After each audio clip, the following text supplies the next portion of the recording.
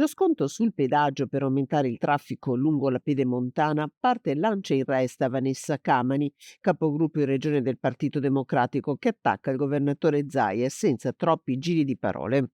Non può presentare un'operazione del genere senza dire quanto impatterà sul bilancio della regione, come pagheremo il buco enorme, la voragine che già la Pedemontana sta determinando nei conti pubblici della nostra regione, parliamo di 150 milioni in 3 anni.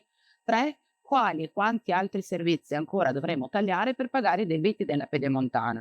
Io non sono pessimista come ama semplificare il presidente Zaia, voglio sapere esattamente la verità e la verità Zaia non ce la vuole dire. E io credo che sia una dimostrazione di debolezza, ma anche di brutta politica. Un obiettivo potrebbe essere raggiunto, l'aumento del numero di veicoli, ma questo non risanerà il pesante buco di bilancio della pedemontana, conclude Vanessa Camani. Quanto aumenteranno i ricavi non è dato sapere, visto che c'è lo sconto che incide comunque sulle entrate, perché ricordiamo che la strada pedemontana veneta, per come è stata impostata da Luca Zaia, funziona così. Il gestore si becca una cifra fissa di 160 e rotti milioni ogni anno, mentre se si guadagna, se si va in perdita, è tutto un rischio di cui si è fatta carico la regione del Veneto. Cioè Luca Zaia ha esposto il bilancio di un ente pubblico al rischio di impresa. Nel momento in cui scarichi il rischio di impresa sul bilancio della regione, io pretendo